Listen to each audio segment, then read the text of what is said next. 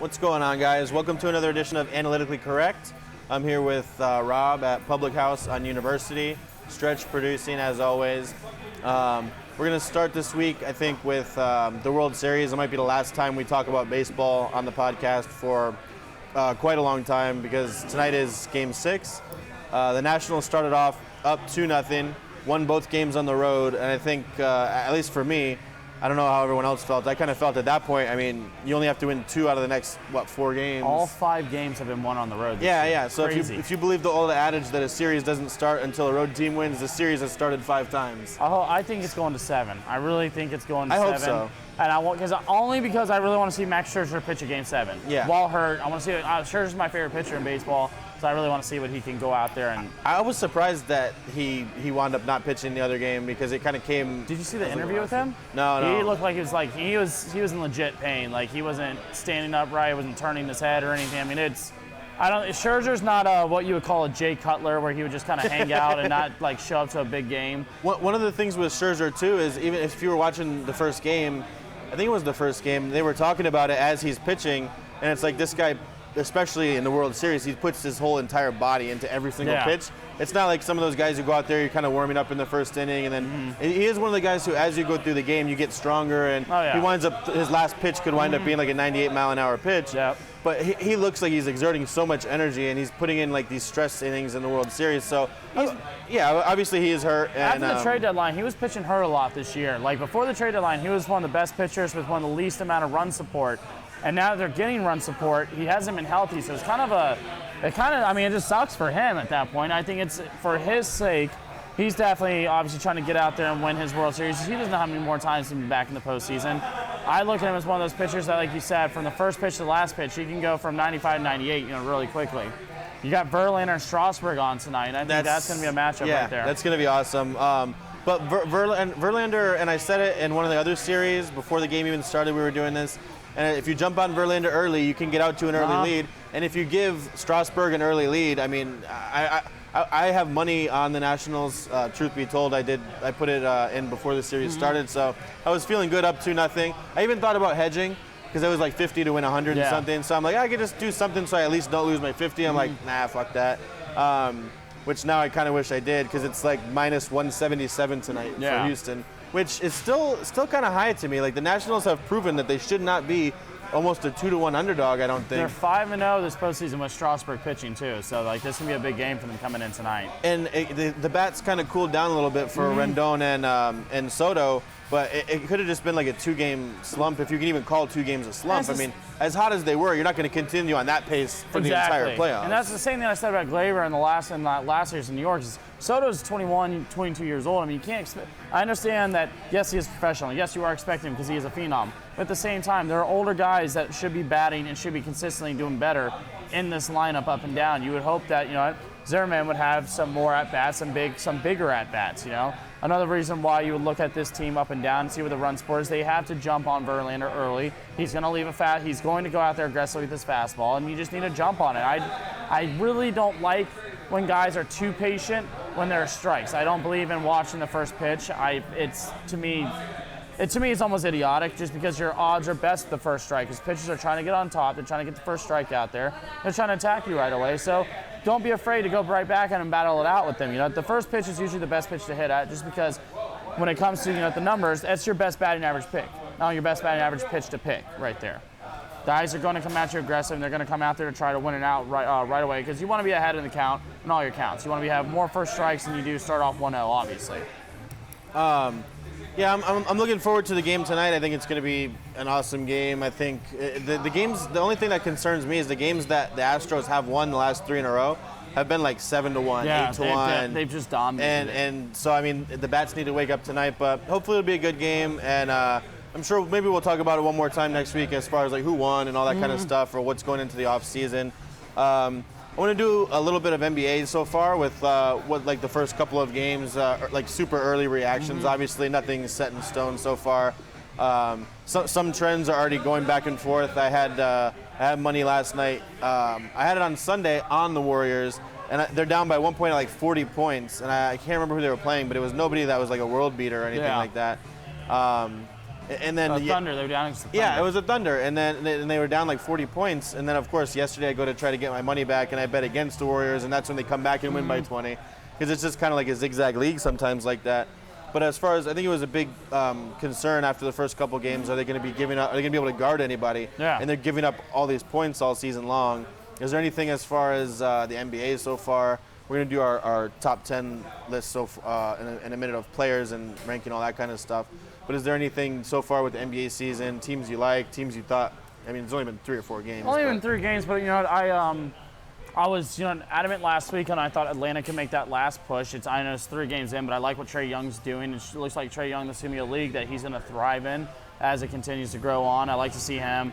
I am very interested in seeing Philadelphia, and do they stay together? Because Philadelphia does have the team to represent the East this year. I mean, if Joel Embiid is healthy this year, fully healthy, if he's not disappearing in the postseason with injuries, if Ben Simmons can just, I don't even think Ben Simmons needs to be a great shooter. I think Ben Simmons can still play his game. Just needs to be some kind of a threat of there just shooting, needs to be there just needs to be more working with the group. And that's also another team that just needed more time to also gather together. I feel like Milwaukee, I think, is going to be another team that we're going to talk about and see more. But, I mean, I'm loving what I'm seeing with the Clippers. I mean, the Clippers are, I thought as soon as that sign happened with Kawhi and Paul George, I was just like, this is the team. Yeah. We're talking about duos, and we love duos. I'm wearing a duo on my hat with Kyrie and Durant, but, that's the best duo in basketball when it comes to length, when it comes to scoring, when it comes to defense, when it comes to just selfless basketball. And you see coming off the bench, it'll be like 3 minutes into the game, and he's already going to the bench to, the way that he staggers the lineups and mixes the minutes and the lineups up. In 3 minutes into the first game against the Lakers, it wasn't working. They weren't scoring consistently. So he goes to the bench. He brings in Montrezl Harrell, who could start for a lot of teams. Man. He brings in Lou Williams, who the only reason he doesn't start is so they can have the best 6-man in the league. And then Patrick Beverley. I think Patrick Beverley actually starts, but one of the best, and if not the best defensive point guard, one of the best. And then you combine him with Kawhi and Paul George, and once Paul George comes back, a team that likes it, and that's why I like Philly, because Philly does thrive off playing rough defensive basketball. It's fun to watch that. But when you really look at it as a whole right now, I don't see any team truly going out there and beating the Clippers. I know we're 3 games in. I know it's almost crazy, but it's the Clippers, when the season started, my joke is Clippers in 3, whoever they play in the finals. I don't care who it is. I just think the Clippers are that dominant as a whole. Kawhi Leonard, we already know what he can do. Paul George, in my opinion, Paul George almost won an MVP last year. And he's rounds out of my top 10 for sure. It's just when you look at as a whole with that Clippers team, they play defensive basketball, they play selfless basketball, they got a Hall of Fame coach, they got a great front office. I mean, this is stuff I'm just regurgitating, and we hear it all the time. It's there's no combination like that with any other team in basketball. The Lakers have 2 guys and a bunch of whatevers, right? And a kind of whatever at a head coach. Stars and scrubs kind of thing. And then, the stars are really good, but the scrubs are really scrubs. Exactly. And you watch KCP, and I don't know what the hell he's even doing ever on the floor for any team that hopes to be in the playoffs. And the whole... It's the guy you see the box score, and it's 26 minutes, 0 points, 0 rebounds, 1 assist. And it's what did you just run back and forth? What do you do? He's not a defensive stopper. You're just out there. At the point that where Dwight Howard's now getting starting time, and I'm not trying to crush anyone's hopes in Orlando, but the Dwight Howard train has died years ago. I get he put up a little bit of numbers in Atlanta and Washington, whatever. It's but he's not. It's just this team, this Lakers team, I'm more anti on. I don't think this is a team that LeBron's going to realize very quickly. This is not like his back end years, his last years in the East, where we just need to get in the playoffs and I'll do what I need to do. You get a 4 seed, you're not going to. I mean, they need as much home court out there, obviously in the West. I just don't see really any home court. I can name 3 teams off the top of my head that I think will beat them out. And for what I was saying about, as much as I was kind of sounded down on Golden State, if they do wind up as a 7 or 8 seed, what team that's the 1 or 2 seed is going to be excited about playing Golden State? Right now, a lot. Right now, but I mean, you're going to have a whole season to figure it out, and I still think the defense is going to be an issue. But that doesn't mean they can't beat you 130 to 128. Yeah, they can just be an offensive unit as a whole. Bless you. Bless you. I mean, I do look at it as, the hard thing with Steph Curry now is obviously, D'Angelo Russell's got to be the great 2 on this point now. And it was going to look at he was going to be the 3rd option. And obviously, with Clay being out for the rest of the year, that really, in my opinion, could take them out of the playoffs.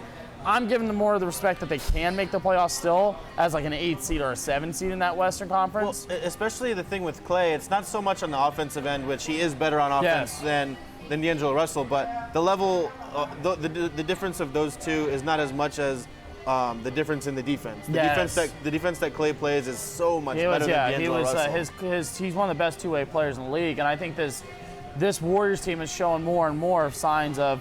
I was watching it, you're hearing people saying that Golden State loved Kevin Durant, but as soon as Kevin Durant was out and they were winning games in the playoffs, the first stat everyone came out with was how many games they went without Durant. Right. And fans are coming out, we don't need Durant to win. We can win, we've won without him before. It's just that thought. But you're seeing now, I think, that with Kevin Durant out of Golden State, there's going to be a complete depletion, I think, of this team as a whole right now. I mean, I understand Klay Thompson was solid, but even with Klay in that lineup, I never thought they'd win a championship against the Clippers. Right. But if you had Kevin Durant with Steph and D'Angelo, then yeah, I definitely think that they're gonna win a championship. Even if it's just Steph and Durant, I think that duo alone can go up against with the Clippers because it's just Durant's ability to score. Yeah. And obviously Steph's ability to score.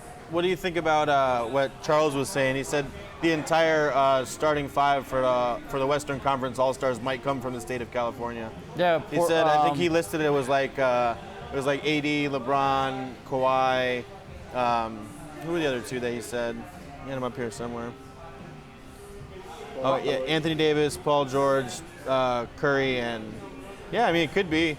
I like Damian Lillard more than I like Curry. Yeah, I think with Luka Doncic is going to start the All-Star game this year, honestly. What, you don't think so?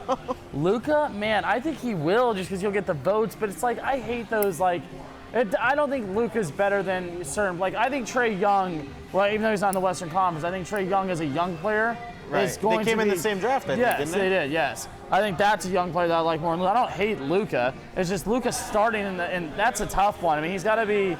That's tough, obviously. You know, that's going to be a tough one to see, but it's not a bad call by any means. Luka is a very solid player. No more lockdown defense teams. You wouldn't call the Clippers a lockdown defensive team. I mean, you're looking at points given up, but there we go. Yeah, I mean. Oh, okay.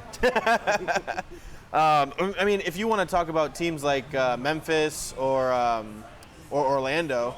Orlando's pretty good defensively, as funny as it might sound. They're not an awesome team, but you'll see a lot of their games wind up both in the 90s. If there were 3 quarters in a game, Orlando would be a top 5 seed probably. Realistically, that's no knock. They don't play full game. They haven't really played full games They don't have yet, the guy right? who can close games as far as scoring and everything goes. It's that fourth quarter goes. that you really need. You say that about a lot of teams this year coming in, though, I feel like. There is a difference between teams that are locked down defensively and teams that just slow the pace down to such a crawl that you're only going to score a certain number of points, which if you're not as talented as the other team, sometimes that's actually a decent strategy. Sucks to watch, but I mean, I wouldn't necessarily knock a team for doing it. And I still think James Harden's going to start in the All-Star game, too. I think it's hard to say James Harden won't start for the Western Conference in the All-Star game. I understand people don't like James. He doesn't play defense. I get all this and that. But James, offensively, there's nobody better than James Harden offensively. It's just, as a whole offensively, when it comes to passing, when it comes to shooting. And I get people, I'm not the biggest fan of Harden when it comes to as an overall player. But when it comes to offense, I think it's really hard to find a better player than him. Is he talking about Kyrie, or is he talking about teams when he talks about dropping 68 points in the Garden and getting the W? Because Kyrie, I think, had 50 opening night, right? And they still lost. I don't know. I don't know if he's talking about team totals or if he's talking about, oh, okay. Oh, okay, that makes sense then. Yeah, obviously Kyrie has had an awesome start. I kind of wish I would have thought about it more and put in a bet for him to win the scoring title. I was thinking about Steph in the West as far as winning the NBA scoring title because of opportunity and just he's that good. But then if you actually think about it, Kyrie actually has a better case because he's going to be doing all the scoring on that team. He's probably going to play more games than Steph if I had to guess. My only reason why I don't think it's bad that he didn't take that because if there's any issue with his knee whatsoever, they're just going to shut him down because they're playing for next year. Right. There's that always you don't know with if Kyrie starts feeling anything in his knee, they'll just shut him down and get him ready because that's what they're playing for is next season. They of course want to play well this season, but next year is where Brooklyn's really going to be that's where they're going to push for championship contention. I've heard a lot of people say that they're more excited about this basketball season than they've been for a long time, and I kind of felt the same way. But if we feel that way now, imagine how it's going to be, especially for you going into next season, because it's so weird to have a season like this where I know you have hope that they're going to be a 5, 6, whatever seed you think they're going to be. But I don't have as high of hopes as you do for them this year. compared to going into next year when they're going to be a championship contending team. Yeah, with Durant, I figured yeah. a top 2 seed to be realistic. I mean, and I only say that because before the season, before what happened last year, I considered Durant the best player. I understand people want to jump on the Kawhi train because it's easy to do. No, I would have said Durant also. Yeah, but it's just Durant as a scorer. There's just no, the only guy that I thought better as a scorer than James Harden was Kevin Durant. Well, that's also because he's a 7-footer, tax. He could be the NBA's leading scorer, and he can also be defensive player of the year. Yes, exactly. It's just Kawhi, as good as he is on defense, I don't think anyone would ever expect him to be the leading scorer in the NBA. No. Whether it's out of not having the necessity to do that or actually like trying to do that. Yes, exactly. Like even, I mean, there's between those two, those were my 1 and 2 when it came into like obviously barring injury, but that's why, you look at what's coming in and what's going to help us out, down the road is Durant's just the fact they're giving him the full year. There's no need to rush him back. There's no need to do anything crazy. If you get him for 3 years, it's 3 more years than any other team really has him for. So something that I kind of wanted to do last week, but we just got caught up in other stuff. We had a lot of stuff going on with college football, NFL, that kind of stuff. But as far as like the NBA preview that we did, I wanted to do going into the season, like both of our top 10 lists. More so than anything, just to kind of see where we were at. Because it's always fluid. There's only so many guys in the league where it's like, oh, that guy's a top 10 guy. Oh, that guy's a top 10 guy. And the next thing you realize, it's like, oh, you just listed 20 guys that are top 10 guys. So I just wanted to kind of, as an exercise, go through and be like, who do you think are just to go through and just to go through and who do you want to do yours first? Do you want me to go first? You go ahead. Yeah, you can go ahead. This is not in any kind of order, and it's not including anybody like we're not going to include Klay Thompson or Durant, people who are out for the season, guys who would probably have been in. But I have, and this is not in any kind of order. I have Giannis, Kawhi, LeBron, Harden, Anthony Davis, Steph, Embiid, Jokic, Lillard, and you're probably going to disagree with this one. I have Luka in the top 10. Oh, wow. Okay, that's early. Yeah. I just based off the season that he had last year. Yeah. And then I know it's only a couple games this year, but based on what he did, like in the first couple games this season. You have James. You say you have Harden in that list? Yeah. Oh, okay. Yeah. I went through a couple times to double check. Yeah. I wasn't forgetting anybody obvious. Once I got down towards, I could be convinced that 7 or that 8, 9, and 10, like Jokic, Lillard, and Luka, you could switch some guys in and out of there, and I wouldn't like have a sports argument fight with you about it. I mean, just for the fun of it, we could. But once you start getting, I think like the top 5 or 6 are more clear cut than 7 through 10. Yeah. I mean, if we're naming 10, I'm gonna have Kawhi, Giannis, Joel Embiid. I look at Anthony Davis. There's 4 right there. Yeah. This isn't in an order outside of Kawhi being number 1 right now. Yeah. James Harden. I think we're both in on Kawhi being number 1. James Harden, Jokic is in there. You have LeBron James is in there still, even though I don't put him as like I would have him on my back end of the top 10. I put Paul George in there. I have. Yeah, Paul George is the one I didn't put in that I think a lot of people would have had in there, just based off of. I guess if you're going to talk about having Luka Doncic in there, you can't talk about like resume and all that kind of stuff. Yeah. I meant more like talent right now. At this very moment. But Paul George has been kind of disappointing in the playoffs, and I think this year it could be one of those things where a Durant doesn't have a title and then he goes to Golden State and then wins with other guys. Could be with Paul George. He could very well win a title this year, and I still wouldn't think that differently of him as far as being like the top 10 are guys to me who are going to be like the best player on a championship team. And I guess you could say the same thing about Anthony Davis this year, going to play with LeBron. But if you watch that Clippers-Lakers game, like LeBron was the 3rd best guy on the floor. Oh in that game. And it was, and not that he wasn't awesome. It's just that the other guy, like Anthony Davis, wasn't even that good in that game, and he wound up dropping like 30 or something like that. I round out with Damian Lillard in there, and also I still have Kyrie Irving in there. Like I understand there's maybe whatever it is said about Kyrie, but when it comes to pure talent now, I thought about it. Yeah. It's not crazy to say. I don't think. It's like when it comes to pure talent right now, that's why I'm strong on a Paul George side, just because the fact that defensively he's one of the best defenders in the game. He's one of the best two-way players, probably the 2nd best two-way player. And then scoring, he was averaging 30+ last year. It's like I understand the postseason, but I also go back to why I say I don't care for Russell Westbrook much, just because when you play next to Russell Westbrook in the playoffs, it doesn't always pan out to be what it should be. He does shoot you out of games. He does make careless decisions. If Kevin Durant couldn't win with Russell Westbrook, it's hard for me to sit here and point for Paul George to win with Russell Westbrook. That hair is definitely it's weird. It's a definite decision by him this year. He went from O-Dog to no dog. Yeah, I don't know, man. It kind of looks like an ant with like the antennas. I'm just not a fan of it, dude. But I mean, I don't know. I'm all for like I never said anything about like the fashion choices and all that. You do what you want to do, but the hair is just kind of weird. I don't know. But Westbrook is still one of my favorite players to watch. He's been my favorite player for a long time. I understand the criticisms about shooting yourself out of games and stuff like that, but he also can win you a game.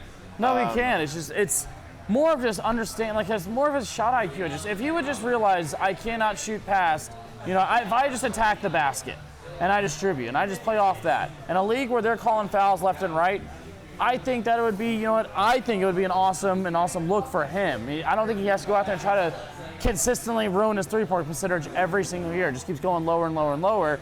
Just attack the rim. Do what you do. I feel like he just needs to understand that his shooting game long range is not there. And I think when guys realize that, like the Joe Johnson effect back in the day, where he would go, he can go 6 for 8 3-pointer some days, but then other days he go 2 for 11. Yeah. He didn't care. He just keeps shooting. Yeah. And sometimes it does cost an issue, especially when you are not when you're the only player on the team. I get that. You know what I mean? Like when Durant left and it was just him there. You're just filling up a box score. I understand that. But when you have other talent around you, utilize the hell out of it. It's kind of my thing, because he is one of the best. Like, he can distribute the ball, he can work around, his motor's always going. I think the thing that gets him out of it is just his ability to not shoot. Oh yeah, actually, Kendrick Nunn, who Chase just mentioned, has been really good. A lot of people, if you don't follow like Miami sports or Miami basketball, don't maybe know about him. But I mean, there's no way in hell he's a top 10. No, not. I think I never actually know if he's kidding or not. But I think he's one of those guys, and it was said on one of the radio shows that Levitard I listened to. And they're like, if you tanked for a season and got that kind of guy in the draft, you would be like excited about that kind of talent. Yeah. That's like the level of talent he's shown so far. I think Miami drafted him like the second round or something like that. The Heat are going to be interesting overall as far as like when Jimmy Butler comes back, and Stretch said it was because of his headband. It wound up turning out that he actually had a kid. So yeah. that's a fair enough reason, I guess. Butler is going to be interesting because Butler.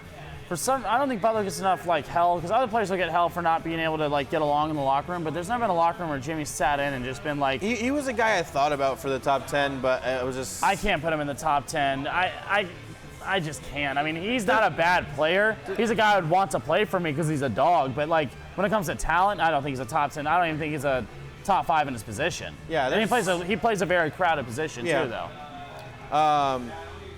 Getting into college football for a minute, we were kind of joking before the podcast how they're going to Memphis for game day, and we're all like, oh wow, that's like the best. It's like the best place you could find out. I mean, we get the barbecue, and I don't really know what else about Memphis there is. I only know about barbecue. But the other main game, what was it last week? The Auburn LSU. Was that last week or?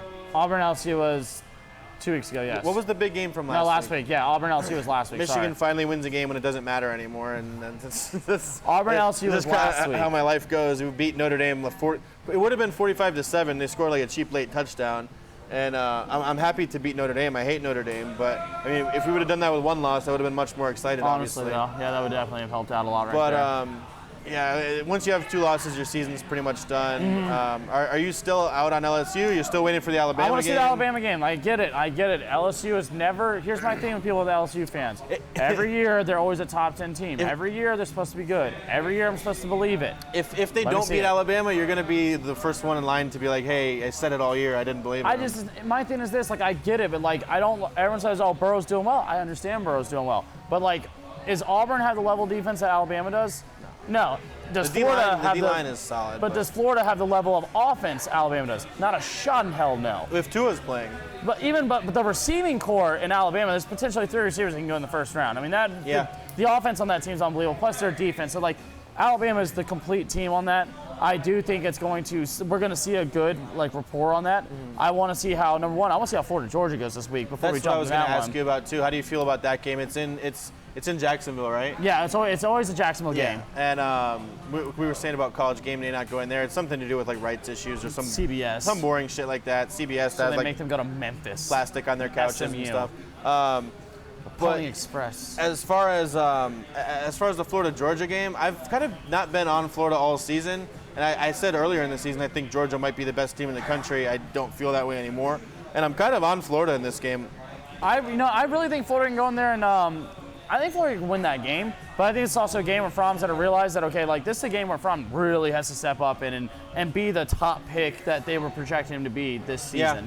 This is his kind of prove it wrong game because Florida's defense is one of the top caliber defenses in the country. Yeah, the way that the NFL is, he's never going to slip to the second round if he has a bad game against Florida. Yeah. Just because people need quarterbacks. But it could be the difference between going in top 5, top 10. The back end, maybe 26 or something, Or we could wind up with a Daniel Jones situation and some random guy wants up.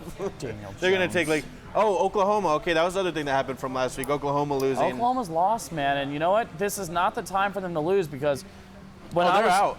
That's the thing. Yeah, because there's not another game Oklahoma's going to have that's going to be like, this game's going to jump them ahead because if Florida wins this week, Georgia's going to be completely out of it. Yeah, but if Georgia wins this week, they're still in it. Florida's out of it. 2 losses, you're out. Yeah. And I think if you're Oklahoma with 1 loss, you're out because you were undefeated and you were almost already not in. And where things can get weird is if LSU loses to Alabama and that's their only loss, they're still going to be in the playoff. Yeah. It's to be very hard to discount them out because their only loss is against Alabama, who will be in the SEC championship if they win. And I think the SEC picture right now is back to where I know SEC fans love to gloat saying it's been great. It hasn't been great in a long time. It's now great again to where it used to be.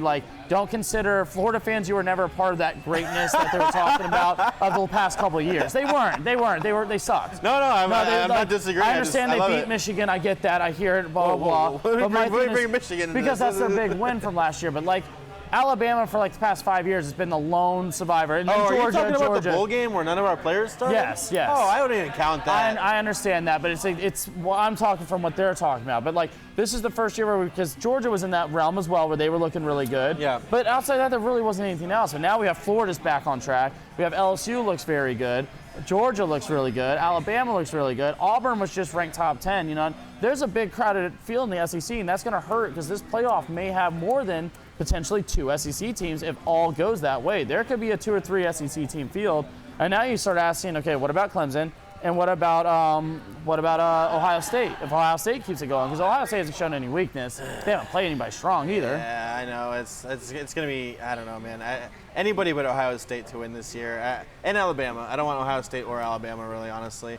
No, Alabama, Alabama's going to be in the playoff regardless, I feel like. No matter if they lose to LSU or what, if they don't make it to SEC, they're going to be because... Which kind of sucks because, honestly, we know that they have the talent. We know they're a good team, but they've played nobody to this point. And that's you play one, not saying that Michigan's played juggernauts, or I don't want to bring them into this or anything, but Wisconsin's probably better than anybody that Alabama has played so far, and Penn State is probably better, and we still play Ohio State. Yeah. So Alabama... If you're going to run up the score on these teams all season, and then you get to your one hard game in LSU and you lose it, and you still get to be in the playoff, what the fuck is the point of your regular season? I'm with you there. It's just they're going to have it. It's going to be a loaded SEC playoff. I think is going to happen. I think it could be 2, if not 3. With no Clemson way. In it. It'll never be 3 teams. Well, you say that, but like I said, that's that situation. If Florida continues, which I think they will lose one more. People would riot if it was 3 SEC teams. They don't. You think college football cares? They don't care. Kind of. I think they kind of care. When they put in Washington, they tried helping people out. Washington, nothing. They put in what's their face, and they did nothing. Oregon. Yeah. Nothing. You had Notre Dame, nothing. Paul Feinbaum already told us that Notre Dame's not allowed back in, so what Paul says goes. And so his ears already perked up. With the thought of 3. He's like, 3 SEC teams. Why not 4? That's his thing. He just thinks nobody else plays college football except for SEC. And it's when you start looking at that, I don't know how I feel about all in all when it comes to how many SEC teams will get in, but I do think 2 will be in there for sure. I think it's going to be very hard to say no to 2 teams in the SEC, and rightfully so. Just based off of the schedule. Yeah. And there is going to be, like college football in the past, it's like a guarantee almost that we're going to have that weird loss where one of these teams who you think, they're going to just run the table is going to, I think Oklahoma was one of them last week on Saturday, but it wasn't necessarily that weird of a loss. I heard people saying they might struggle going on the road to Kansas State, weirdly enough. They were actually down like 20-something, 21 points. It wasn't as close as it looked. Yeah, no. They were lucky as far as hopefully some of the voters didn't actually watch the game and just saw the box score. Because if they watched the game, they weren't really in it for most of the game. These voters need to really kill Oklahoma for that, because if Clemson can win a national championship and drop to 4 or something, Like, that makes no sense. Like, Clemson, like Stretcher said, gets no love. I agree with that. I still think Clemson, you're allowed to struggle in some games still. Yeah, you're still allowed to struggle. As long as you win, you win. Clemson got a lot of love coming into the season, and I just think that Trevor Lawrence hasn't really followed up what he did last season with his play this season as It's much. hard, too, especially when there's a whole season of film on you and people game plan. People know what you bring to the table now versus... but there's only going to be more and more film. Like, your best season shouldn't be your freshman season. Well, I think it'll still be his junior season because he adapted the game adapted him. You don't think he's going to the XFL? Oh, God, dude. If anyone goes to the XFL, that's just stupid. It's like playing... What if you need the $50,000? What if you want to make some money? I guarantee he made more money going to Clemson than he is going to make on there. Fair enough, yeah. When they have this whole when college athletes are getting paid next year, I guarantee you $50,000 is going to be his opening check. Once they see how many ticket sales he's on, how many jerseys are being worn out there for him. It goes, yeah. Magazine covers. What you're talking, you're referencing like the thing that came down where players can profit off their likeness, but that doesn't start till 2023. Oh, really? It doesn't start till 2023, and I just was reading an article about it today. That's stupid. It doesn't start for like 4 more years. At least it's not one of those everyone's getting. At least it's not the whole everybody's getting paid because the whole fair pay thing's No, gonna it start should just be if you can likeness, if you can make money, make the money. If someone gives a damn enough about you to pay you, then that's way. And then maybe now we don't. Really, 2023. Damn. Yeah, dude. and now I don't play video games anymore. But at least now the kids who are playing NCAA don't have to go in and put all the names in themselves. That shit was annoying. I used to love when people do that. And you download the roster. Yeah. I do agree. Agree heavily with the #1 pick with Miami, and I do believe the Dolphins should trade the #1 pick. Trade? Because you're going to get because here's the thing, that they can get Tua next year. They'll win 3 games. They're not going to be that good with Tua. But they're not going to be that good with anybody. They wouldn't be that good with Joe Montana. But if you have the #1 pick, and you saw what Chicago's willing to do from move to 3 to 2. I see what you're saying. That they you need more than. But what they need more than anything, more than all those other picks, you have to get the quarterback. No, you need to get an offensive line for their offensive line is college level at this point. Well, they just traded away their best offensive linemen. Rightfully so. They didn't need him. They were going to pay him $22 million. Right, that's fine. But I think the argument that we're talking about now is, do you build the team first or do you get the quarterback first? To me, you get the quarterback first, and if you don't feel comfortable about putting him behind the offensive line, then you just let him sit until you get the offensive line figured out. I think you can't risk not taking Tua if you think you can't just assume you're going to be the #1 pick 2 years in a row. No, and you can't just assume that if you trade back for like the 13th, 15th pick that you're going to wind up getting another quarterback. Like, if you think Tua is going to be your franchise quarterback, you have to take him #1. I don't think it's crazy to trade with Cincinnati, and if Cincinnati's at that spot, or like I said, people hate trading with an interdivision. The Jets are going to be a top 5 pick next year. Well, not the Giants are going to be a top 5 pick, not a top 10 pick next year. Not that Andy Dalton is anything special He at just all. got benched. Yeah, that's what I'm saying. Yeah. I think that kind of signals to you that the Bengals are like, all right, we're in tank mode now. And not saying that they're any better or worse with Ryan Finley, but they probably think that they're better with Andy Dalton starting. I think they're going for the #1 pick now. I think that It's a race to the bottom. if Miami gets the #1 pick, I immediately would call Cincinnati because you're just going to do a bluff call. So go ahead and take Tua. See what you can get, I guess. There are multiple quarterbacks in this class where Herbert may be the better quarterback in this class. And people don't want to say it because of college numbers. But remember, like, college is different than obviously in the NFL. These guys are made to be prospects sometimes in college more than they are in the NFL, and vice versa. You know what I mean? If you can find out if Denver Broncos and John Elway wants to trade up, I think John Elway would trade his soul because he loves tall quarterbacks. That's the thing. I mean, and Justin Herbert's like 6'7", so I think John Elway, or not John Elway, is that what I'm talking about? Yeah, the GM for the Broncos. Yes. He would trade away like heaven and earth just to get another 6'7" quarterback in there who can't move around And really well. I really think that Miami's, if you go after the #1 pick and get Tua, I think that they can get a lot if they trade that #1 pick, and it's just going to build a team for future on. Flores may not be the coach in another 2 years when they do that, but I mean, realistically, I don't think he will. I don't think they're going to win more than 5 games next year, even with Tua. Like, there's so many problems on that team, from offensive line to defensive line, from their secondary. Are they going to trade some of their secondary next year during the draft or any of that? Their receivers, they don't have a decent receiver. They don't have a decent running back. There's just so many holes to fill that I get you can fill it with Tua, but they better be dead set sold on Tua if that's the case. Is I think you can get a haul for that #1 pick. Like, I'm talking about like 5, 6 picks you can get out of that one. And then a lot of those picks could be within first 2 days of draft picks. Like today, you had a lot of guys at the trade deadline. It was a quiet deadline as a whole, The biggest moves were made the other day. Miami made a move to get Talib as a salary dump. Yeah. And it just kind of showed that there wasn't too much going on. And more rumors than anything else. We kind of, I was going down like a recap on ESPN, and it was like a recap of what happened on trade deadline day, and it was just like, this guy didn't get traded. This guy, I'm like, well, I know that.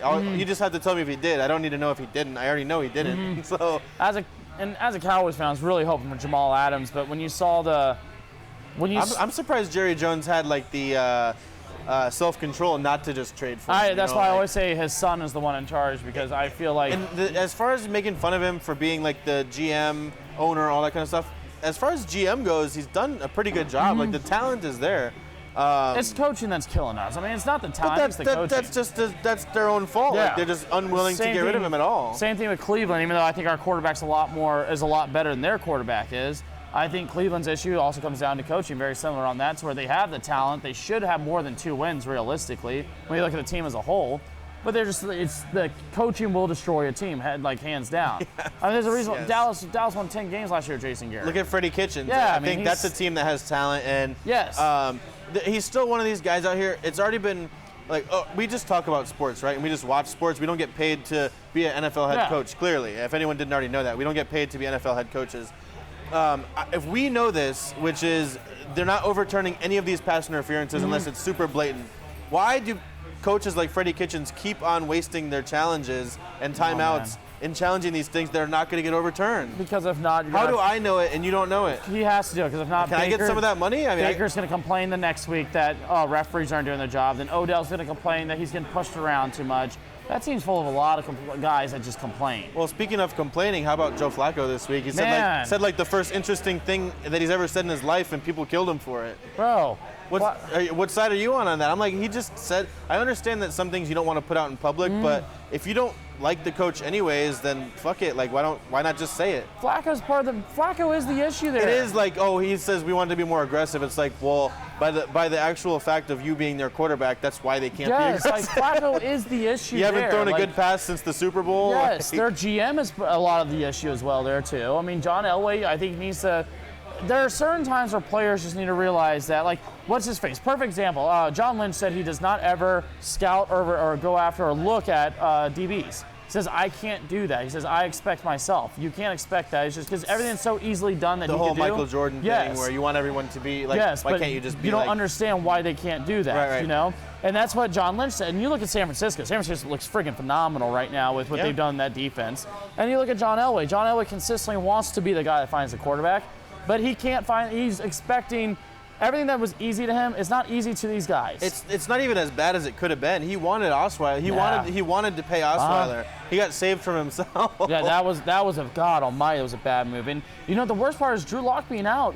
I really want to see what Lock could do, because supposedly Lock is healthy and Lock can play. Yeah. So seeing him out is kind of like, damn. You know, I was really hoping he would play. But the thing that I was kind of against Flacco going there is because Flacco's one of those guys that if you have any type of plan B, he can't play at all. He needs to know that he's the one and only option, and that's it. Anytime there's some type of option behind him, he freaks out, and he just like. But even you and I talked about it before the season that it's the same thing. Like, how do these guys get paid to do this? Yes. And somehow we know more than they do. Like, I don't want to say that, but we knew going into the season that Joe Flacco wasn't the answer. Yes, Everybody knew it. That's very true. Like, when you are watching the Jets draft and you see that their biggest need is defensive back, and they don't draft one corner. Like, come on, what are you doing? I'm not saying that I know I am saying I can do the job better. I am saying that. I am. Like, that's ridiculous. You had like one moment of false humility. Like, that's ridiculous. There's people that are watching the show. Like, there are people on Everyday America that can just do the job better than some of these GMs. That's what I'm saying. I would just be really curious. There are, dude. Like, some of these GMs are horrible. I would be really curious, and some of the coaches too. And it's like, why are you going to, like, some of the play calls, like someone, I can't remember what team it was, but they call a timeout. And then they take a delay of game, and then they try to kick a field. It was in Chicago. Oh, yeah. And then Matt Nagy, and he tried to kick a field goal, and it's the fucking Windy City. It's called that for a reason, and they wound up making it, but it was a stupid call. Like, they complain about not running the ball more, so what Nagy does is just tell Mitchell to throw it more, which I can't believe they didn't go after anybody during that deadline for a quarterback. Nobody. I thought maybe a Ryan Tannehill, maybe just someone to get Trubisky out, because that's one of the when that draft came out, I was livid that Deshaun Watson didn't go number 1. I thought Watson was the clear-cut number 1. I know people are going to go on and on about Mahomes. I still say I thought Watson should have been the number 1 because you didn't know Mahomes was going to be that. He had to sit down a whole year, learn under Andy Reid, learn how to be more conservative with Alex Smith. It depends if you think that he could have come in and was that season wasted or not. Like if he would have done better than Alex. Like Mahomes, I don't think all of a sudden got good at throwing the football 80 yards. I think he just had to learn the pace of the game more. I think he maybe could have started that first season, and it would have been the same thing as with Alex Smith. Yeah, I mean, at the end of the season, he came in.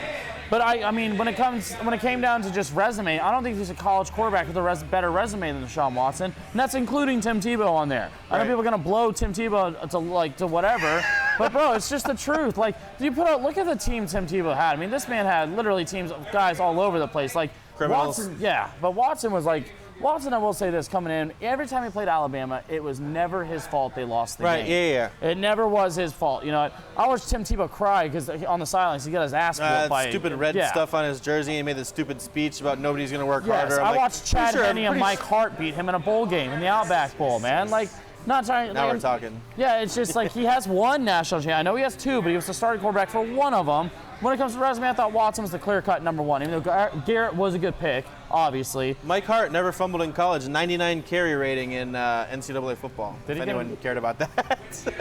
NCAA is coming back, he would never break a single tackle, but he would also never fumble. I'll start playing video games if NCAA comes back, man. And NCAA come back. I haven't played games in a long time. Dude, has it not been around? Oh, no, it hasn't been around since, like, I think 13 may have been the last one, 14 maybe? Deshaun Jackson, I think, is the one that I played the shit out of when he was on the cover for Cal. Oh, man, Jackson. That's the one I played the most. D-Jax. And if you're ever playing as because we used to play against each other and do like Dynasty mode or whatever it is. And if you were ever playing, because we each had our teams and the other person played the opponent in the schedule. If you ever had like a super shitty team, all you had to do is just take the receiver, put him at quarterback, and then just run around the whole time. Oh, bro, yes. Oh, good times. It was a big move that I thought could have happened. I thought really should have happened was Le'Veon Bell to the Chiefs. I really thought the Chiefs should have been very aggressive after Le'Veon Bell personally. I didn't even think about it until you said it, but once you said it, I was like, wow, that's like the perfect running back for that offense. It just works perfectly, especially in Andy Reid offense when he was running with guys like Deuce Staley, Westbrook, LaShawn McCoy. I mean, he was making some. Kareem Hunt was phenomenal in that system. And you know what's weird about that is I would have thought the Jets would be like almost like happy to get away from the Le'Veon Bell money. I thought so too. Because that was I think it was Ryan Grigson or somebody who was the GM before the season. Who this is just like super Jets, but they let him do the entire draft and free agency and spend all the money. What? And then they fired him. Like why? Like, why would you fire? Like, yeah, and then they put Adam Gase in there. That's like when you fire offensive coordinators at week 2. Right. Like, why don't you just hire a new one? Yeah, exactly. So the whole offense would have been known by now. Who are you going to find after week 2? So Le'Veon Bell, like, I don't think Gase wanted to pay Le'Veon Bell. So he didn't want Le'Veon Bell at all. I'm kind of surprised that he didn't get traded, honestly. And I'm surprised they didn't want him because all Adam Gase calls like 85% screens. Like, you would think that Le'Veon Bell would be the guy that he wants. That's the guy, I thought, And I honestly, as a fantasy owner, I thought, hell, if I can get Le'Veon Bell off the Jets, I'm like, there we go. There you go, yeah. But oh man, I really thought that was the move. The Texans would have fit well, but they didn't have the picks to do it because they got it for Tunsil, which was more needed over there. What do you think you would have had to give up for Le'Veon Bell? I think arguably a first. Everyone can't just go for a first now. Dude, that's what everyone does though. Trade deadlines, everyone's selling high too though. I mean, that's just. Like, I thought the Jets screwed themselves with what's his face, Jamal Adams. Yeah. Because look what Leonard Williams just went for, a third and a fifth. They probably don't think that they're rebuilding though. They probably want Jamal Adams to stay there. They're probably going to wind up paying him. Well, the Jets aren't used to don't know they're rebuilding because they've only been in a rebuilding state, I think, since Joe Namath. Realistically, like they've only been in that state. It's just, what do you think if the Jets wind up with like a terrible record and like a top 10 pick if they have one of these quarterbacks sitting there? Or even the Browns maybe if they wind up with a shitty record. Like they better get a left tackle, man. What do you think is like the shelf life on some of these quarterbacks? Because we know now one of the most valuable things in the NFL is having a quarterback on a rookie contract. Yeah. And those are only like 4 or 5 years maybe. So if you're 2 years in, and you only have a couple years left and you think it's not the guy. We just saw the Cardinals, they got the number 1 overall pick to get Kyler Murray, but we just saw the Cardinals move on from Josh Rosen like super quick. They did. They actually were pretty decent. Glass shoulder. Oh, they Pennington, did go man. to 2 AFC championships too, but I mean, we don't really. Well, that was with Sanchez. Yeah. That was with Sanchez. The butt fumble artist himself. Man, if Chad Pennington didn't have the same shoulder made out of Cinderella's slipper, I think it would have been great, dude. That actually reminded me, talking about Chad Pennington and talking about the Jets, my mind went over to Highest Rex. completion percentage consistently. My mind went over to Rex Ryan, and did you hear that he said that I think it was either this week or last week, he said that he thinks that it was a good thing that Mahomes got hurt for the Chiefs, because his reasoning was that the defense now will think that it has to actually stop teams because they're not going to get a guaranteed 40 points out of Mahomes.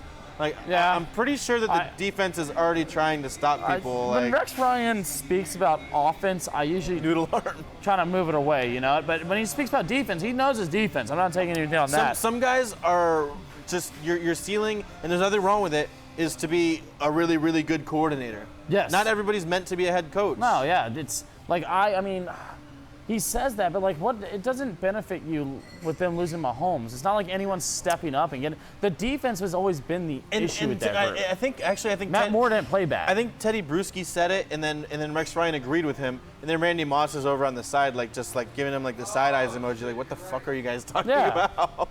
And losing Patrick Mahomes doesn't help you by any means. It's not like your defense will be like, oh, we don't have Mahomes, we got to step it up. What would make you do that not with him? Yeah, you're like, saying that they weren't trying before, but now they're trying? You had to lose your quarterback for that? I don't know. This defense were getting blown up. Rich Gannon, I remember the first Super Bowl I ever remember watching was Rich Gannon against the Buccaneers. Oh, God, man. Good times. Rich and Brad. Jerry Rice is on that Raiders team, too. What a time. I guess when it comes down to when we're looking at coaches and everything, I mean, I was a very anti-Rex Ryan guy, and I thought it's good he's out of football, but then you see guys like Zach Taylor in there, and you're like, oh, yeah, well, why is like... That looks fucking terrible. Dude. It almost makes you want to bring Marvin Lewis back. Yeah, it really does. My biggest hope I think is this. everyone owes a Marvin Lewis an apology, as Stretch would say. It's like, not move on from Marvin Lewis, and now it's Zach Taylor. You're like, oh, never mind. I personally would Just not, forget it. and this is what I'm really, really pulling and hoping for, is that we trade Dak Prescott to the Bengals. I think it's the team Wait, what? Yes. Trade Dak Prescott to the Bengals? Yes. All When are right, we going to see the Bengals in the playoffs, ever? If you're getting a first-round pick for Le'Veon Bell, what are you getting, 10 first-round picks for Dak Prescott? No, you get a first and a mid-round draft pick. No way. You're getting a first-round pick from Dak Prescott. I'm saying more than that. Oh, well, no, I'm being modest. I'm not trying to sit here and scout it all out, but like... If a defensive player is getting, if a left tackle is getting 2 first-round picks, a starting quarterback that's arguably top 10 in the league is getting like 5 picks. Trust me, I'm all for it. I'm just not all for paying Dak Prescott making that much money. I still think it's a head coaching issue, but who are we going to bring in to change the head coaching issue? You know what I mean? It's one of those now. It's like, is Lincoln Riley really going to leave Oklahoma? I don't know. Everybody gets mad, not mad, but everyone makes fun of me when I say that about Jim Harbaugh. It's like, okay, fire him and then get who? I understand, like, if you have Les Miles, I don't think he's leaving Kansas. If you have a plan and you want to fire Jim Harbaugh or he wants to leave, if he wants to leave, fuck him, let him leave. I think Harbaugh's going to be the coach of the Browns next year. But if he wants to stay there and he wants to be there, I want him to stay there. Yeah. Unless if you can fire him and then they have like I don't want to just fire him and be like, well, guess we'll figure it out in the offseason. Yes, no, exactly. Because then you set yourself back years with recruiting and everything then like you get that. a Zach Taylor.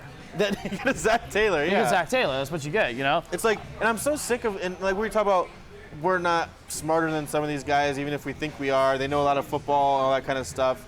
But can you have like a more creative coaching search than hire the guy next to the guy who's good? The quarterback coach that was no, you don't hire quarterback Just coaches because for a head somebody coach. like went to prom with Sean McVay doesn't mean they're going to be a good defensive coordinator. And you know what? We are, because you know what? You don't make Freddie Kitchens a I head appreciate coach. that. You don't make Freddie Kitchens a head coach. Well, You went from a they running did back that- coach to a coordinator to a head coach all within like 6 months. They did that because after they fired Hugh Jackson, it was like, okay, we're going to just promote whoever Baker wants. And it's like, you really going to give that much control of your franchise that Tom Brady doesn't even have?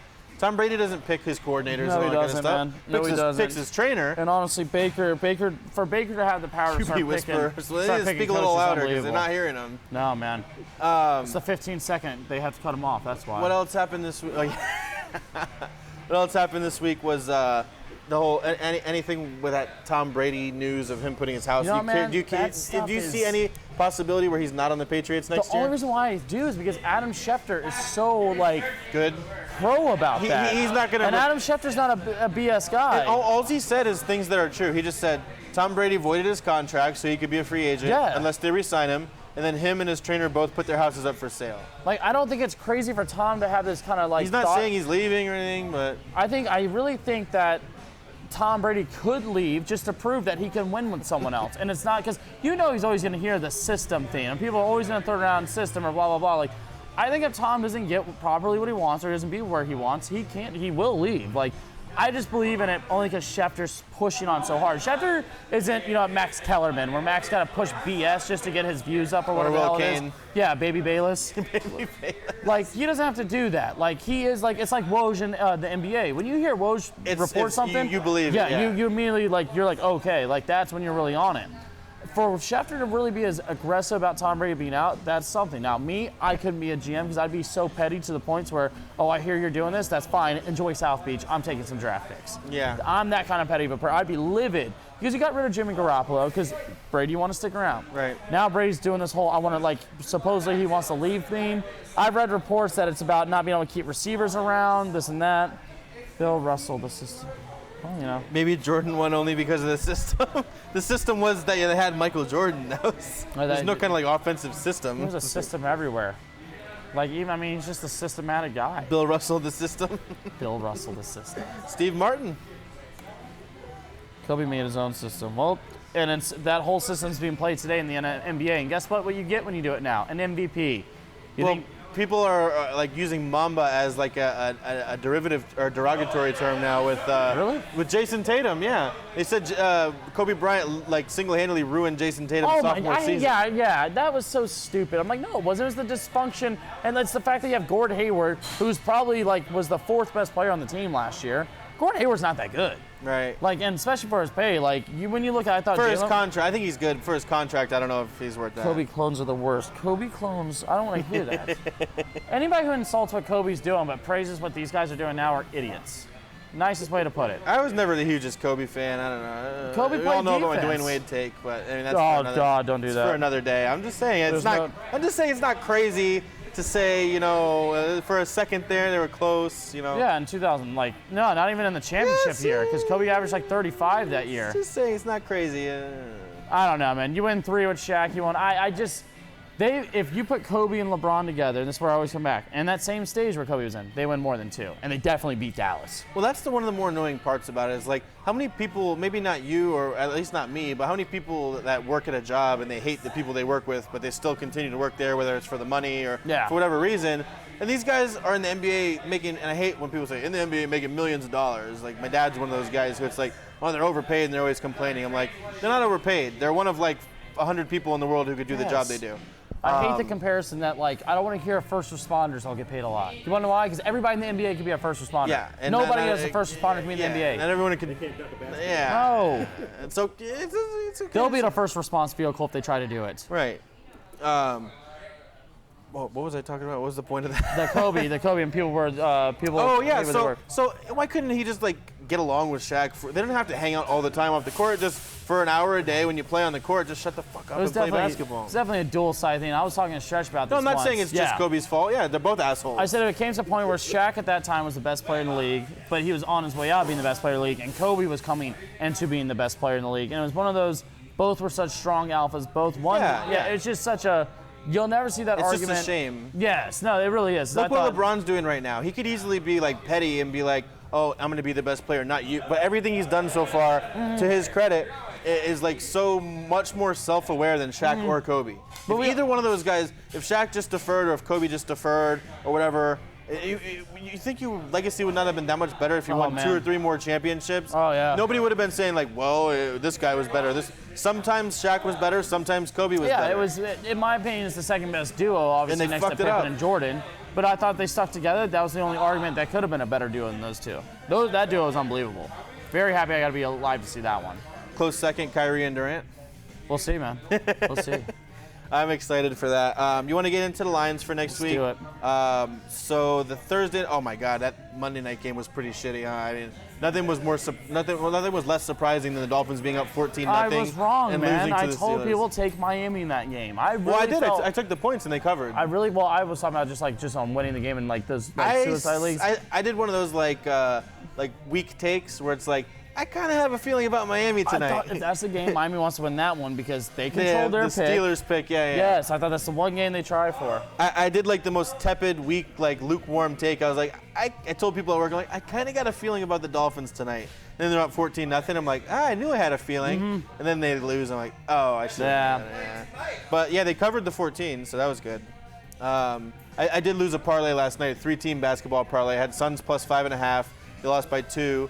I had the Jazz minus 5.5. They won by 7. How about DeAndre Ayton's suspension, man? 25 games. It was something where he was using a masking agent or like a diuretic. That's going to be more and more common in the NBA. You got guys coming out at 17, 18 now coming up. That's going to be more. I think that's going to be more common. For him, I feel like the diuretic, sometimes it's to try to mask that you were taking something. That's all it is. For him, I almost felt like he just wanted to lose some weight because he's kind of like big. Kind of kidding, kind of not. I don't really have a lot of like sympathy for those guys when they get caught because you have multiple trainers that look through everything. It's like, you just didn't care. And they have chefs and stuff like that. Yes, like you have everything.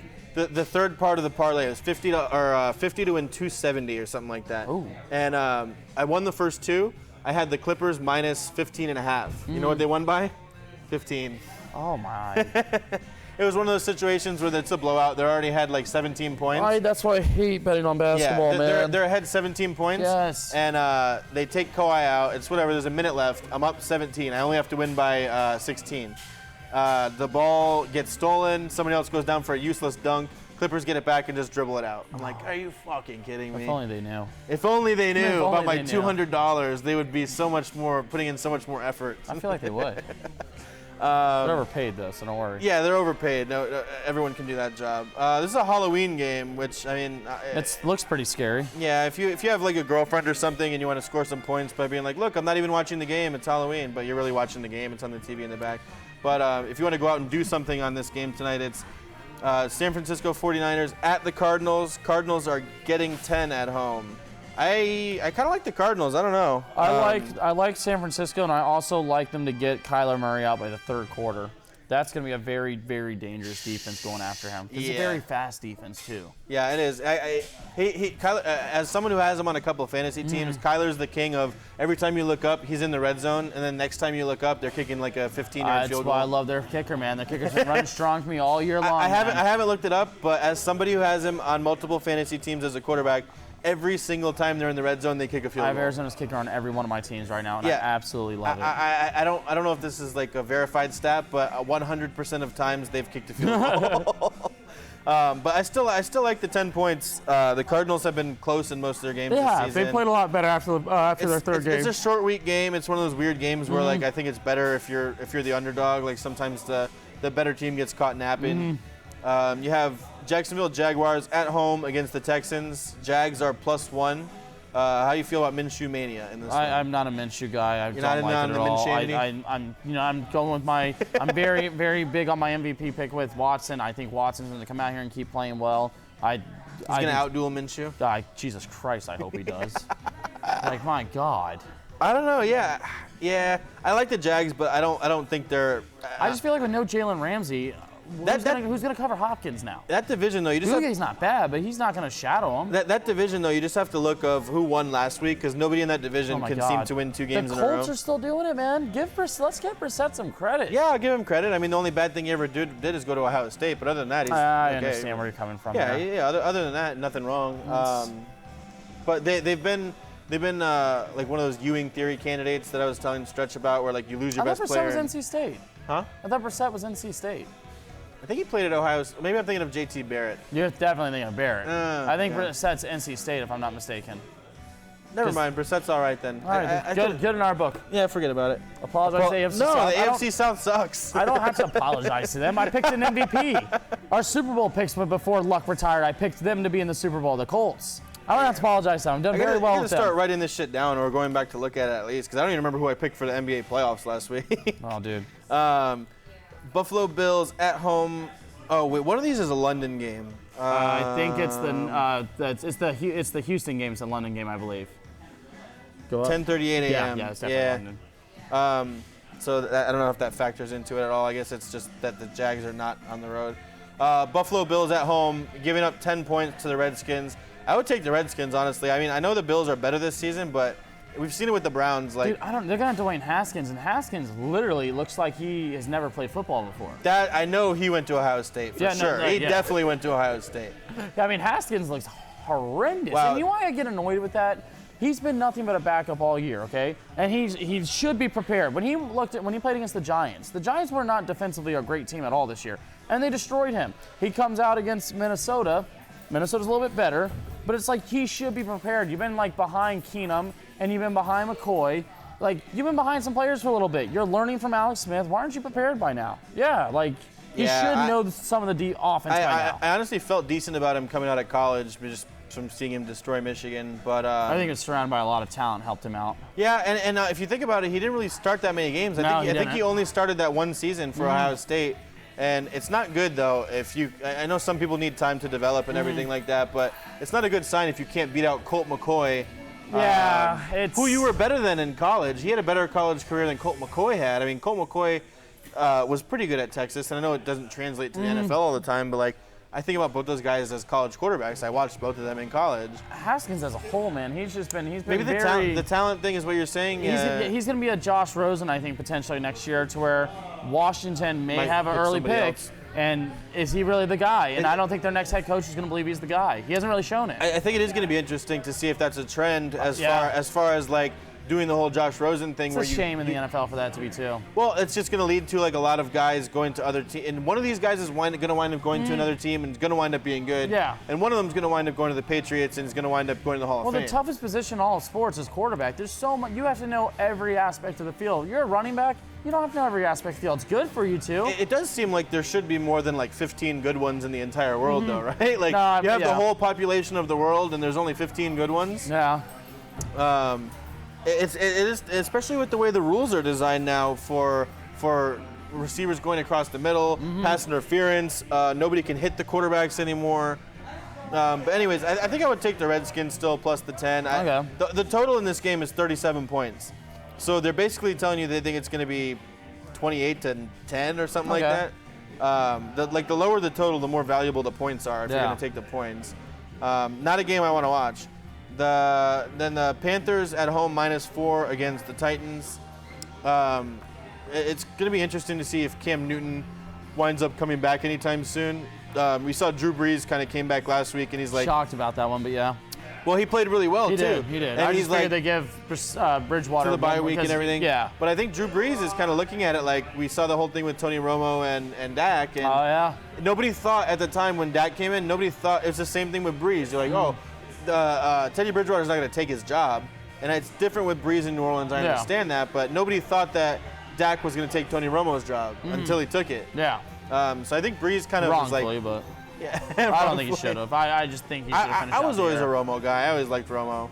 I'm happy we get to have him now in the booth, though. He's even better. Better at that than he is at. Yeah, he is. Yeah. Oh man, you see Booger McFarland last night too, trying to do what Tony Romo does. He's like, and they're lining up on like 4th down or 3rd down. He's like, "It's gonna be some kind of a trick play here. Watch out for a trick play." And it was just like a run up the middle. Every time I hear Booger McFarland last night talk about a fullback, I was like, "Bro, what is with you and the fullback?" Like.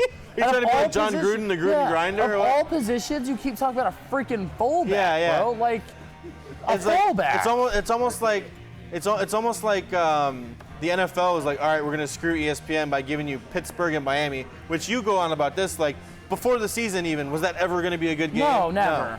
And then it just wasn't. So the NFL is like, Pittsburgh was going to be a good team, we thought, but Miami wasn't. It wasn't going to be AFC matchups. No. So ESPN's like, the NFL's like, here, ESPN, take this game. And then ESPN back is like, here, take Booger McFarland. Oh, bro. They're just like fucking each other back and forth. Panthers -4 against the Titans. I think the Panthers are going to win that game. They should, but the Titans are one of those teams where both teams are like this, where they win. They win games they shouldn't, and they lose games where they you shouldn't. don't know what the hell you're going to get because it's just weird what's going to happen there. Yeah, don't bet on that game. I will, but you don't. Yeah. Philadelphia Eagles at home -5 against the Bears. The Eagles I picked last week in a pick 'em pool that I do. That it was just one of those games where it's like the Bills, like everyone's shitting on the Eagles, and it's just like you knew they were going to come back and have a game where they won. I could see the Bears. I mean, that's a beat-up secondary. They didn't make any moves for Peterson or anybody else. So maybe Trubisky comes back and tries to throw the ball a little around. How can you bet on Trubisky at this point, though? With your you can't put your hard-earned money in the hands of Trubisky. You can't even put a football in his hands. I still think the defense in Chicago will give Philly enough issue. I think the Chicago defense is going to get better as it's starting to turn on more and more. But that's going to be an interesting game, I think. That's going to be a tough game. Yeah, Carson Wentz has led the league in limping to the sidelines during commercial breaks. Carson, every time I get hit, I win. So that's good. So, Khalil Mack, if you're talking about Kyler Murray getting knocked out by the third quarter, I could definitely see Wentz not finishing this game. So you could have a backup quarterback for the Eagles against ostensibly what's a backup, who people forget was traded up for. They traded up for Mitchell Trubisky, and they could have had Patrick Mahomes. And Watson. But anyways, the What? Dolphins are only +3 against the Jets? Dolphins at home +3 against the Jets. You know, that's gonna be a game I'm not gonna watch, but only because I hope that's not the only game I could. Are they just like begging you to take the Jets -3? But how can you? I would not get involved with that. Are the Dolphins gonna win? I don't think they want to, but I'm going for them to win. It's a short week. Like, how is this the spread? We're picking the Dolphins. I'm on you, Dolphins. Beat those Jets. I got a feeling about the Dolphins. I got a feeling. How is that the spread? +3. It's in Miami. What does that mean? Nobody's going to be there. It's going to be like a raucous crowd. It's probably more New Yorkers there, honestly. There'll be more New York fans. Fireman Ed's going to be on the 50-yard line, like calling plays. So much. Probably sucks as a firefighter. What a loser. I hated him so much. Oh, wow. Really a bad podcast for first responders, right? Oh, man, yeah. Is it National First Responder Day, too, or something? Yeah. Oh, my God. Are you serious? Wow. Hate me now. Fireman Ed definitely thinks that they're overpaid. You can just tell by looking at that guy. Definitely eats his pizza crust first. Weirdo. I don't even know what to do with that game. I mean, we're gonna just move past that. Yeah, one. that's fine. You guys, if you're Fair watching enough. the Jets and Dolphins, good for you. Yeah. There's gonna be more people in Hard Rock Casino than are gonna be at Hard Rock Stadium that God week. bless. Get Pittsburgh Steelers at home. It's a pick 'em against the Colts. It also seems like one where they're like begging you to pick the Colts. I'm picking the Colts, man. It's sometimes though when it seems too good to be true. I don't know. Mason Rudolph really worried me that first half of football. They were down 14-0 against the Dolphins. The Colts are much better than the Dolphins. There were a couple dropped interceptions too. Like Xavier Howard could have had 3 interceptions last night. Right. There were some drop picks. Like that didn't look like a good game. And the only reason why they started doing well is Xavier got hurt and was no longer shadowing Juju.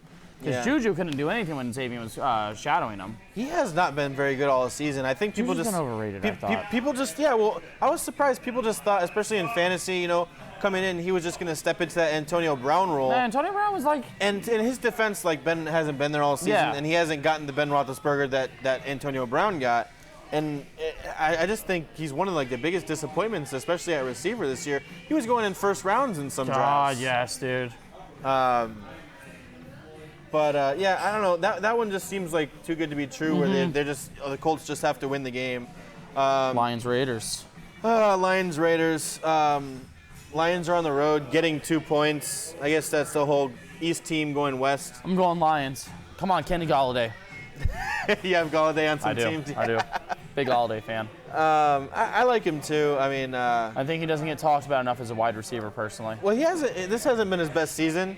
But I do agree, like, as far as talent-wise, he's in that second tier. He's literally, like, the only – because there's no Golden Tate to help open up the field anymore. Hawkinson had, like, one good game, and that was it. Oh, yeah, trust me. Everybody got excited. Like, do you not hate him now? I'm like, no, I still hate him. Marvin Jones had his random 4-touchdown game, so he's done for the year. I'm about, like, 2 hours away from going back to my house and looking at the draft and seeing who I could have had instead of Hawkinson. Don't do it. You'll be angry. I'm already at that point. I still look back once a week at the Eric Ebron draft. Oh, man. I look at it every year, every week. Understandable. All the time. Lions, whatever, who cares? I don't think I would bet on that game, honestly. I will, though. Seahawks at home, -6.5. Buccaneers.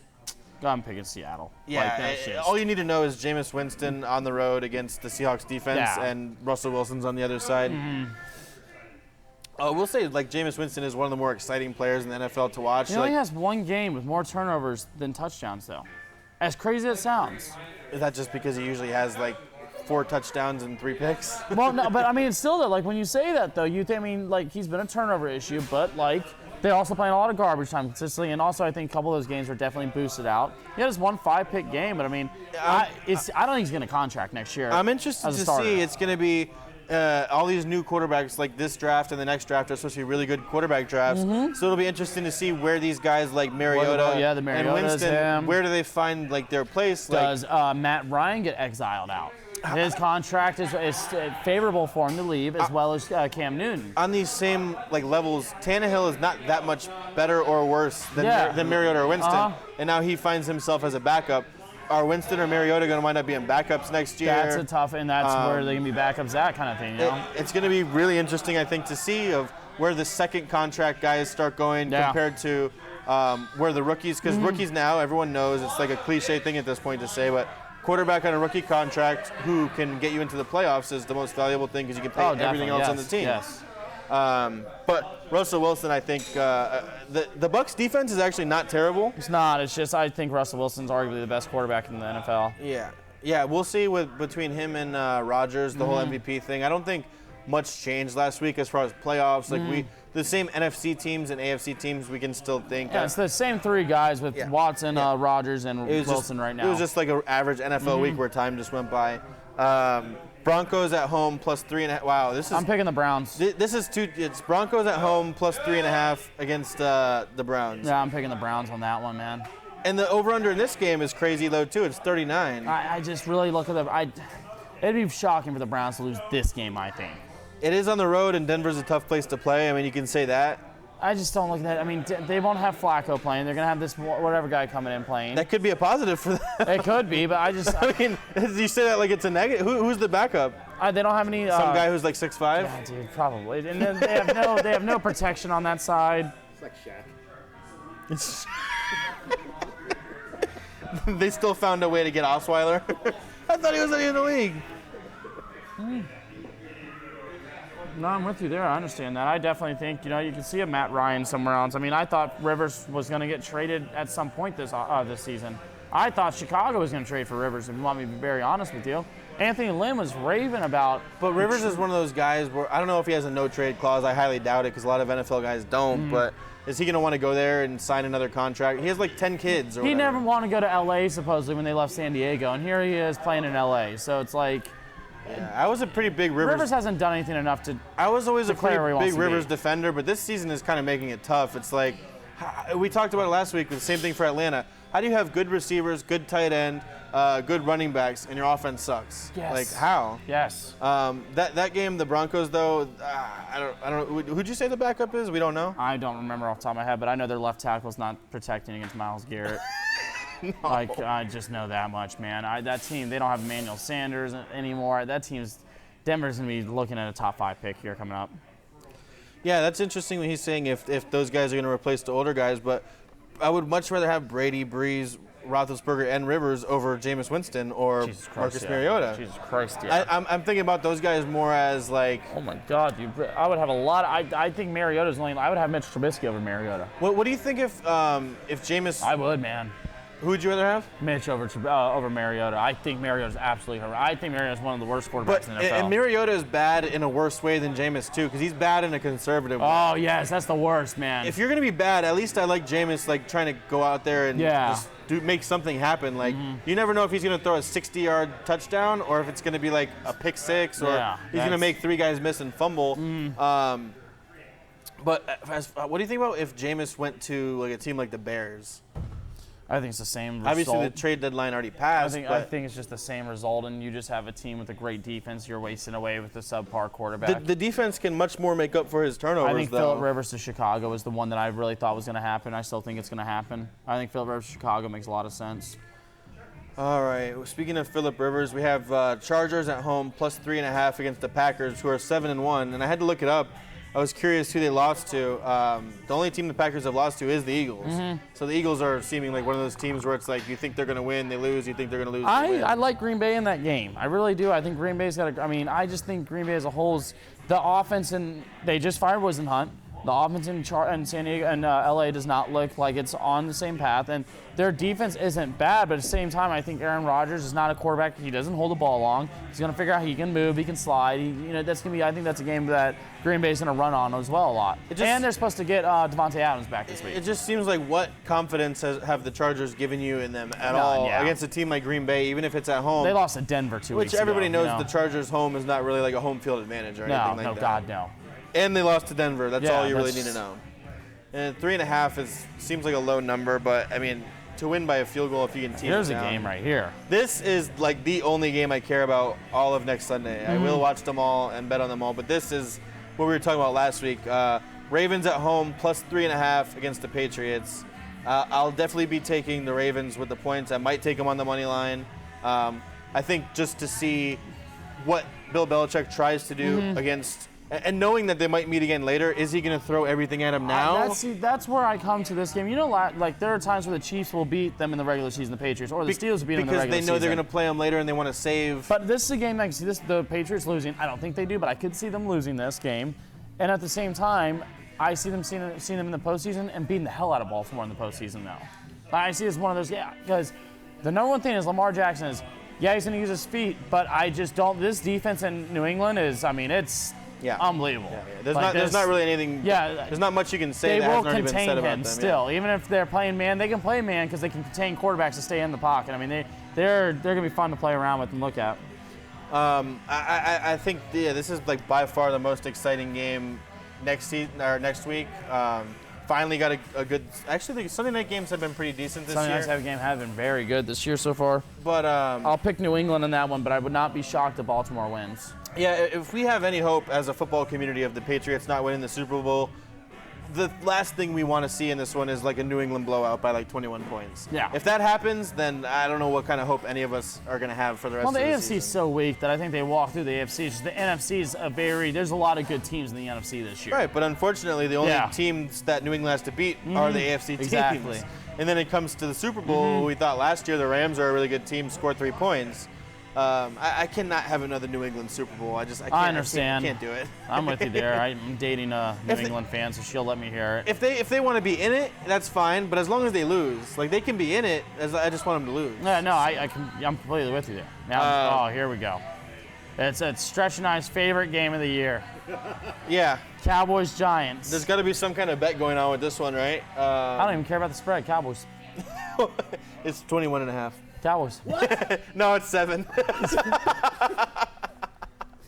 No, it's Giants at home plus 7 against the Cowboys. I'm really happy Dallas is coming into this as we have Minnesota next, and then we'll have New England 2 weeks after that. It looks like a game that we're going to be able to get back healthy from the bye week, get stuff going, get stuff rolling. The World Series started. And the World Series is going on right now. I didn't realize what time it was. It's okay. We're not the only ones in the sports community that don't talk about baseball. Who else is that? Well, ESPN, First Take. Yeah. I mean, when was First Take? Oh, Houston's up 2-1. Bottom of the second, guys. Damn it. Verlander gave up a home run, didn't he? Big cuck. Yeah, so, I mean, I don't know. I like your logic, Charles. How are you feeling about the Giants, Stretch? It's one of those things where it's like Michigan, Ohio State almost, at least for you guys. We just can't cover, lose, really? We can't lose to another New York team. You don't throw the records out at this point, that whole thing? Just cover. Just cover? Yeah, we can't lose to another New York team this year. That's a little much. Oh, yeah, you lose to the Jets. Dude, Jesus Christ. I can't believe we lost to the Jets still. I don't know. I think I would take the points in this game, honestly. The Cowboys have been a team that seems like they play to their competition a little bit. Yeah, the Cowboys are still hard to tell. I mean, you don't know what the hell you're getting out of them, to be honest. I mean, I'm happy guys are coming back healthy now. We'll have our offensive line back and healthy.